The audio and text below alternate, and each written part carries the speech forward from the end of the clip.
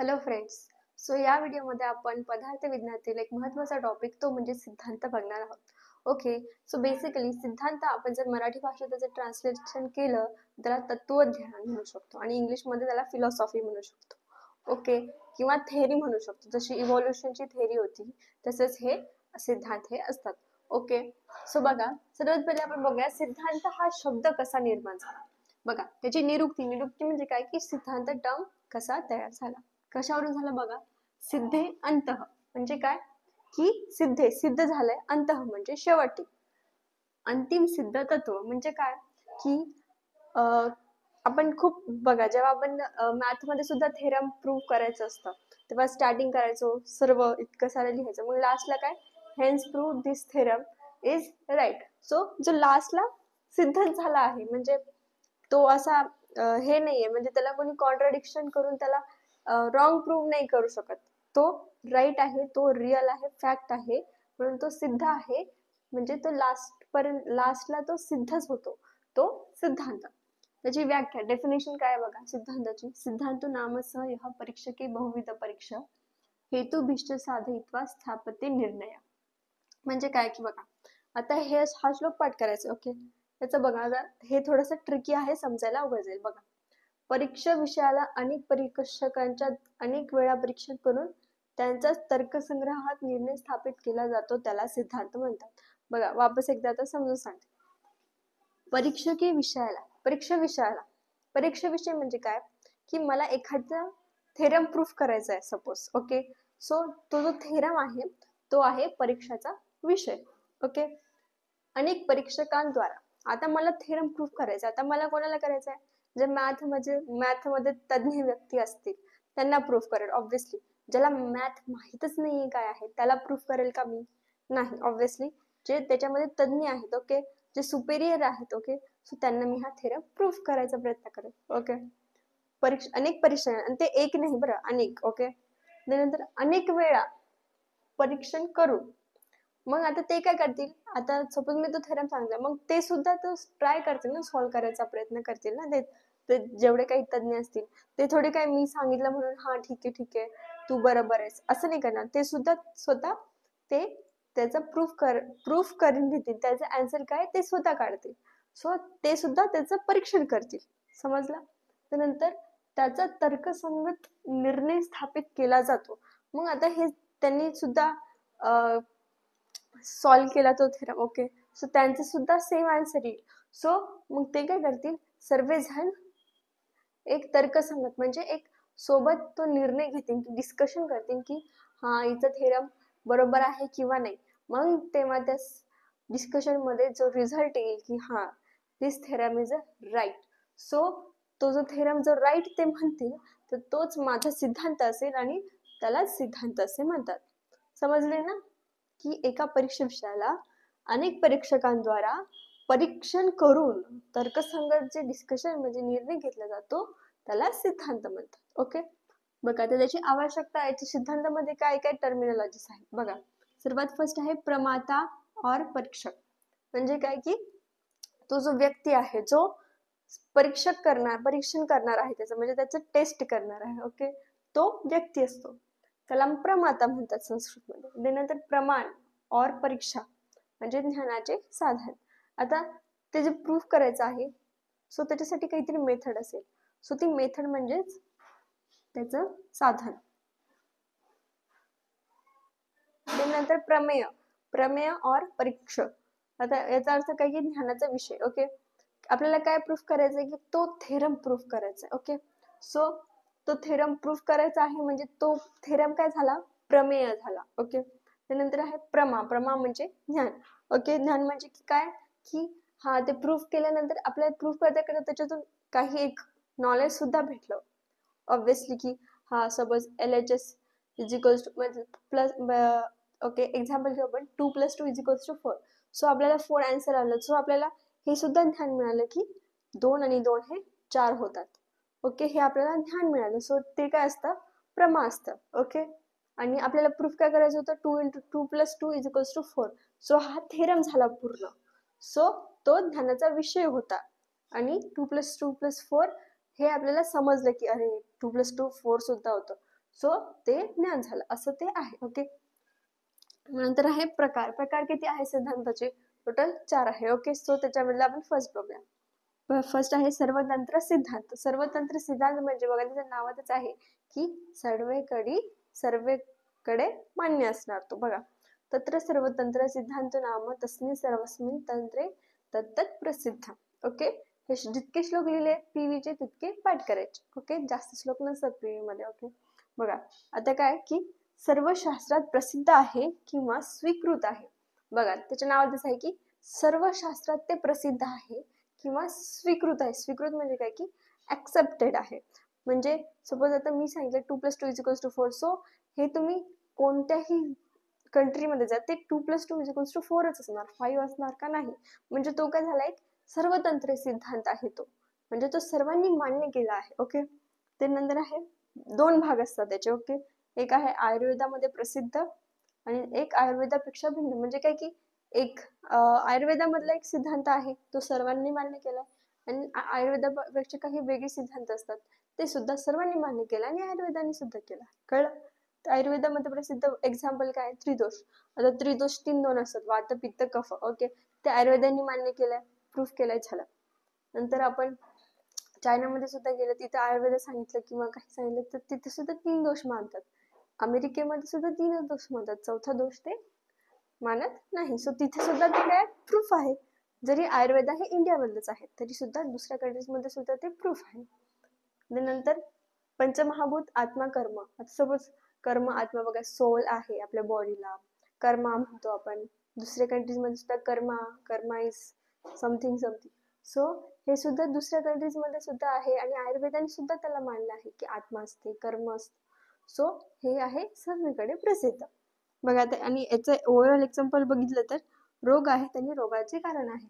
Obviously suppose मी disease person आहे, so मला disease कोणत्या तरी कारणामुळे झाला ना, विदाउट कारण मला डिसीज होईल का?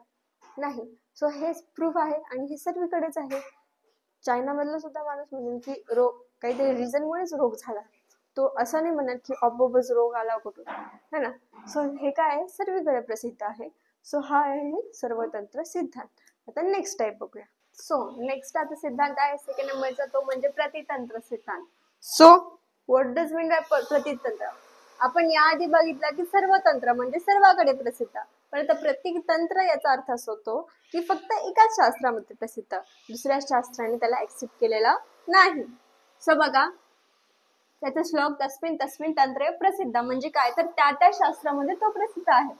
बघा, केवळ एका शास्त्रात प्रसिद्ध, अन्य शास्त्रात प्रसिद्ध किंवा ऍक्सेप्ट मान्य नाही, तो प्रतितंत्र सिद्धांत.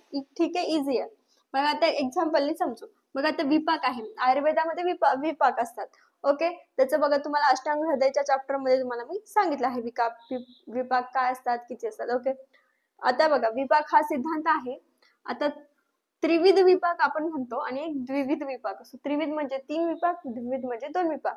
सो त्रिविध म्हणजे 3 विपाक कोणी सांगितले आहे, तर ते चरकाचार्यांनी सांगितले आहे. ओके, पण सुश्रुताचार्यांनी फक्त 2च विभाग सांगितले आहे, उष्ण आणि शीत. चरकाचार्यांनी 3 सांगितले आहे, एक उष्ण शीत, एक उष्ण आणि एक शीत. सो आता हे यांचं अपोजिट स्टेटमेंट सांगितलं, पण सुश्रुताच्या संहितामध्ये त्यांनी ते प्रूफ केलं आहे, म्हणून सुश्रुतांचे जे मान्य करतात त्यांनी तो सिद्धांत मांडला आहे. पण जर आपण चरकांच्या ग्रंथामध्ये बघितला तर त्यात देखील ते बरोबर आहे. सो चरकांना जे मान्य करतात त्यांनी तो मानला आहे. म्हणजे हे 2 डिफरंट आहे संहिता, म्हणून याच्यामध्ये हे राईट आहे तर याच्यामध्ये हे राईट आहे, पण या दोघांनी एकमेकांचे सिद्धांत मानले नाही.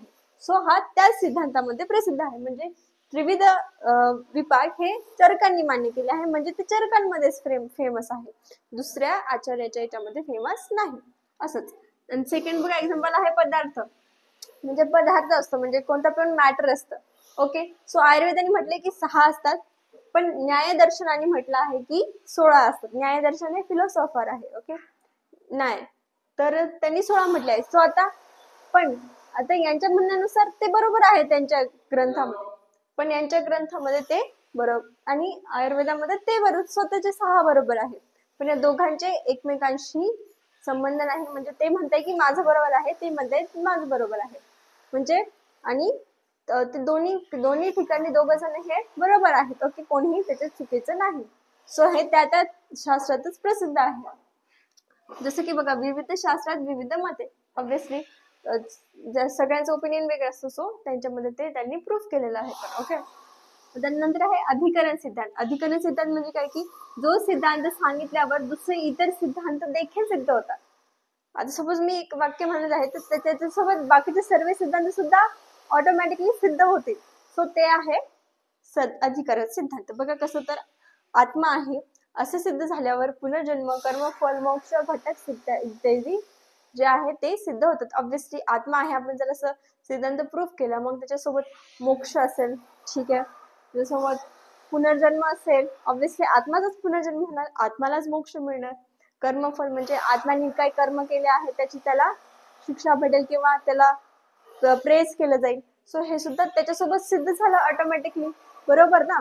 सो एका सिद्धांतावरून बाकीचे सुद्धा ऑटोमॅटिकली सिद्ध होतात, म्हणून तर अधिकरण सिद्धांत. त्यानंतर आहे अभ्युपगम सिद्धांत. आता हे बघा, जो सिद्धांत कार्यकारण भावाद्वारे सिद्ध नाही, म्हणजे जो सिद्धांत कार्यकारण भाव म्हणजे कसा की त्याला आपण खूप परीक्षा केल्या किंवा सर्व शास्त्रांनी त्याला मानलेलं नाही, ओके.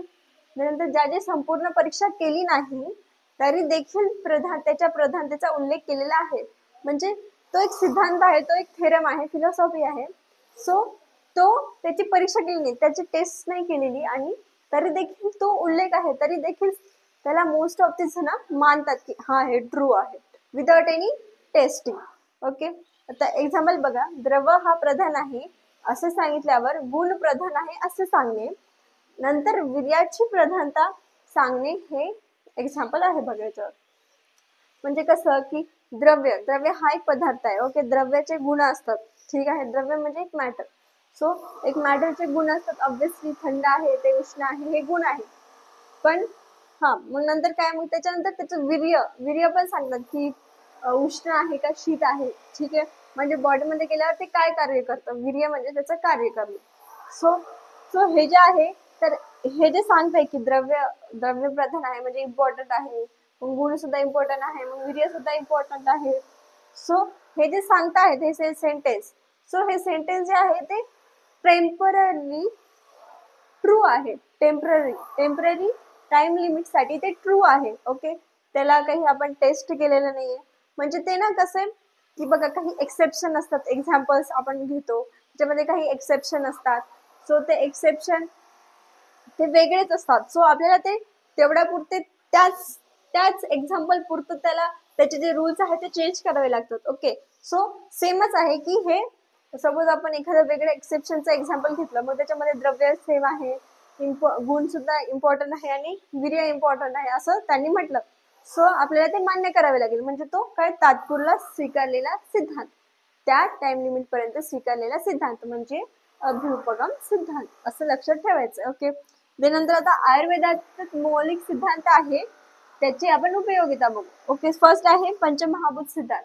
बघा, पृथ्वी, जल, तेज, वायू आणि आकाश, सो हे 5 पंचमहाभूत आहेत, आणि आयुर्वेदामध्ये त्याचं फार इम्पॉर्टन्स दिलेलं आहे, कारण ते जे पंचमहाभूत आहे तेच आपल्या बॉडीमध्ये वेगवेगळ्या फॉर्म मध्ये सिच्युएटेड असतात, फॉर्म झालेले असतात.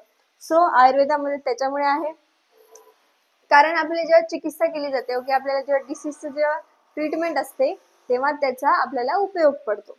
त्यानंतर 3 दोष सिद्धांत, ऑब्विसली 3 दोष आयुर्वेदाचे, वात, पित्त, कफ, हे आपल्याला सिद्धांत गरजेचं आहे, कारण आपल्या बॉडीमध्ये जे कार्य चालते ते वात, पित्त, कफ यांच्यामुळे चालते, ओके. बाकीचे काही त्याच्यात इम्पॉर्टन्स नाही एवढा, सो ट्रीटमेंट साठी सुद्धा हे इम्पॉर्टंट आहे.